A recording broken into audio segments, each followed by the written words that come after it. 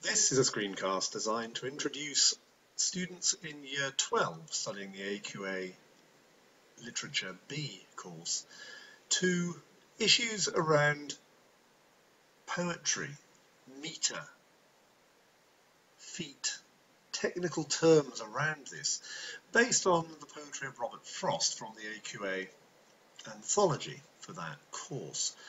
I've said on the title page here, it's an introduction to metre with an eye on AO2, and I think that's quite important. It's this sense that when students are looking at the assessment objectives for these exams, they're used to talk about AO1, AO2, AO3, AO4, and so on. But AO2 is interesting.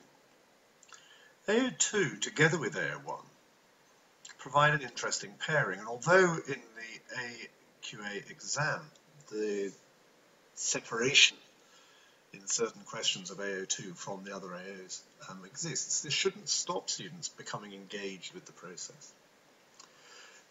I've put on the slide in front of us here examples from the Band 6 descriptors. Why not? Let's aim for A's. Let's not worry about Band 2. Let's go for the top at the moment.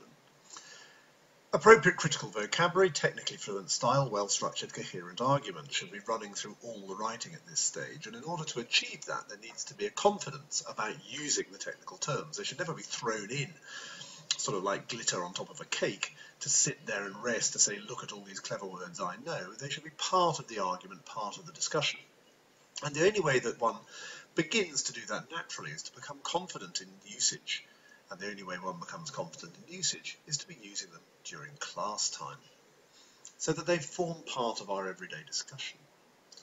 But the AO2 here, perhaps more interestingly, talks about exploration and analysis of key features of form and structure, perceptive evaluation of how they shape meanings. Now, I'm not really stating that you will, by following the PowerPoint or this screencast, suddenly become level 6 writers. You won't, any more than the little bits of writing that I've put on these slides are meant in themselves to be examples of level 6 writing.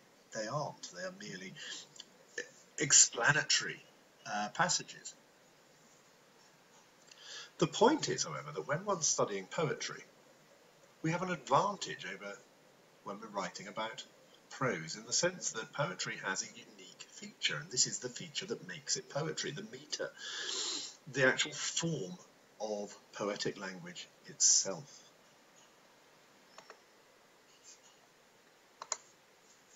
So poetry has rules, sometimes.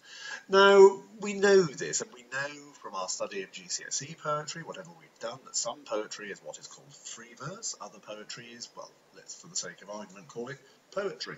And Robert Frost was quite clear on this as far as he was concerned. There's a famous misquote saying that writing free verse was like playing tennis with the net down. You can go off and find the original if you really want to, but the point here, I think, is very clear. There is a sense that whilst there still may be skills involved in writing free verse, certainly at the time that Frost said that, when free verse was coming into fashion and becoming very much a tool of the modernist poets, poets like Frost were feeling rather more conservative in their view. For him, the fact that he was writing with a regular structure and form in virtually all his poems, usually iambic pentameters or tetrameters, meant that he was always using the form and fitting his ideas within a form. Now that allows tension to be developed in curious ways, not least, as you will notice when you read Frost, the balance between everyday speech, which is how he seems to write, and the need to fit a regular rhythmic tread. And the tensions are often caused by the moments where the pattern of the metre and the pattern of everyday speech don't meet. Now, it's possible that you're feeling a little lost at this point. Please don't, bear with me. I'll try not to be ludicrously pompous and overcomplicated. It's quite an effort, really. But I'll give it a go. So let's get some of this technical lexis, some of the vocabulary that you're going to need to use out of the way. So, I mentioned on the previous slide iambic pentameter and tetrameter, so let's quickly look at these. The iamb bit of iambic, that's what in poetry we call a foot. It's a unit of poetry, it's like a bar in music, and it consists of one unstressed and one stressed syllable. Ta-da! The second syllable being stressed, titam, however you want to say it. Put 5 of these in a row, Greek, you get a pentameter. Put 4 in a row, you get a tetrameter. The choice is yours. So, a little example I put down here. When I am teaching, all I feel is joy. A line of iambic pentameter. You can substitute joy for rage or pain to suit the mood you're in when you happen to be reading this slide. But there we go. So, we have our iamb. Done. When I am teaching, all I feel is joy. And generally, when repeated, the script that used is the little cup and line that you see at the bottom of the page there. On these slides, I will either be using that, or when I'm writing about text, I will simply put the stressed syllable into bold. So Frost chooses to write in this meter, and we don't necessarily know why. There are suggestions. It is the nearest poetic form to natural speech. I think that goes without saying. It also is said to mimic the human heartbeat, and I really don't know why that would be relevant at this point, but funnily enough it does, and if you listen to your heartbeat, if you listen to your friend's heartbeat, you will hear this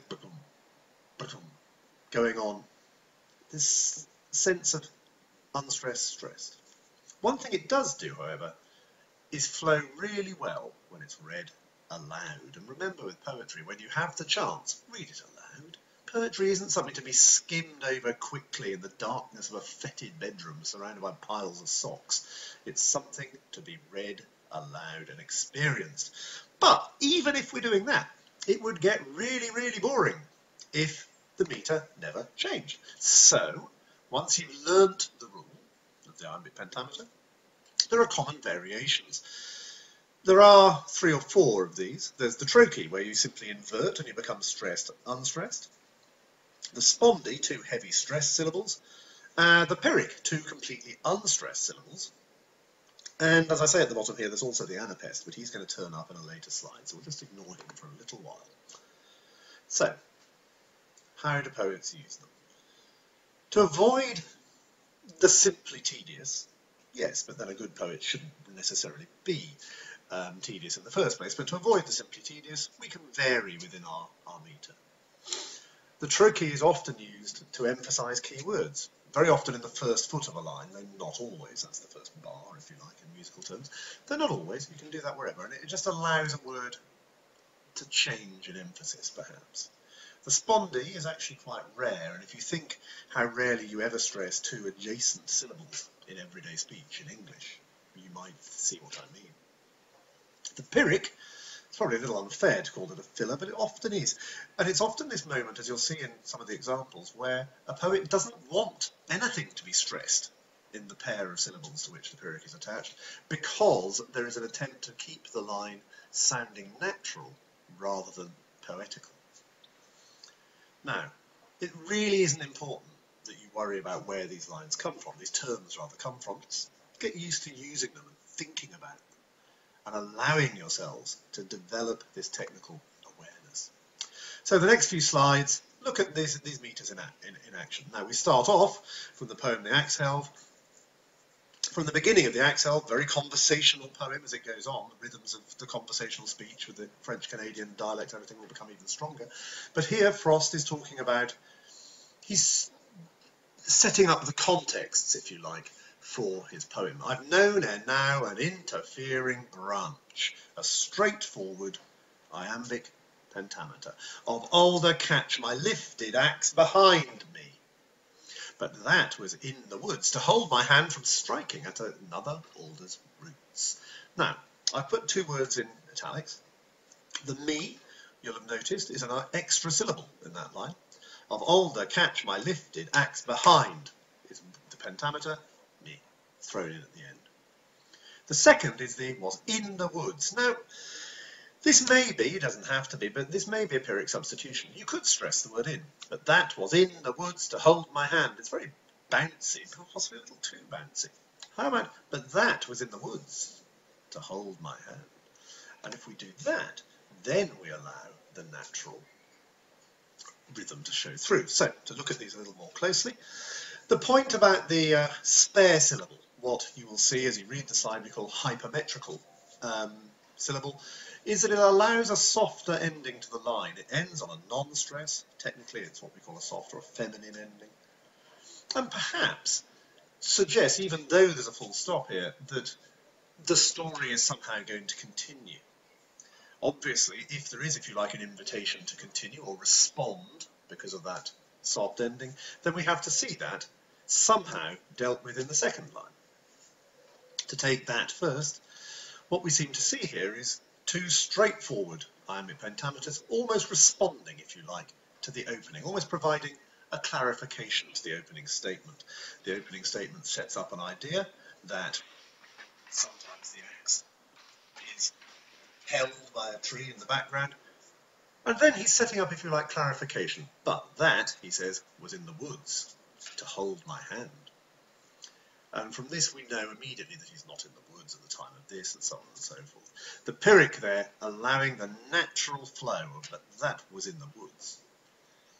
So that the poet manages to balance the wish to sound natural and conversational against the need to write in an iambic pentameter. Little substitutions, but we never lose sight of the iambic tread underneath. Looking at this one, pause it now, think about it for a while, and come back.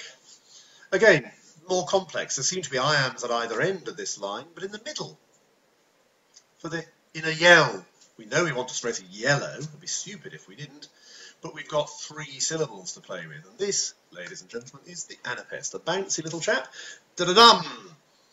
It's quite nice. It allows a certain bounce, perhaps, in the step, but really it's just there, again, as a substitution, in this case in a tetrameter, to ensure that the rhythm of natural speech is maintained through the line and that the stresses fall where the poet wishes them to. Here, trochaic substitution, amongst other things. And again, this, from out, a straightforward iambic pentameter seems to open, drives the line on, and drives it into the second line of this extract, and the stressed word leaped out at the boy's hand. And this leaped suddenly gathers power. That is the stressed word here. This is the important word. It's the unusual word. And then in the second foot of that line, because of the use of the Pyrrhic to maintain the speed and the natural feel to the speech, hand is the other stressed word in those first 3 feet. Leapt out at the boy's hand, or seemed to leap. He must have given the hand. However it was, neither refused the meeting. And there again, neither, another trochaic substitution, linking the two, the boy and the saw, together in that action. In the last line there, one of the things that's fun about the last line to me is that there is a caesura after the unstressed syllable there, after meeting of the fourth foot. And it's almost then, when we restart with the stressed syllable of the fourth foot, it's almost as though somehow we've done something wild and wonderful to the meter to enable the stress to fall where it does. But of course we haven't. It's actually a very straightforward iambic pentameter. It's the caesura that has enabled the stress on but to stand out and become this shock, horror outcry of an iambic pentameter at the end of the line. You can pause whenever you want and go back and read the slides. I've tried to be as clear as I can, but what I'm trying to get across in this introduction is a sense of my excitement and enthusiasm for beginning to play with meter, and I hope it will be catching. That is enough for now. For my students, bring these ideas into class. Don't be afraid to do it. We only become confident at working in this way if we do begin to discuss, if we do take risks, if we do risk getting it wrong, in order that when we get it right, we really remember how it was that we did so. Thanks for listening.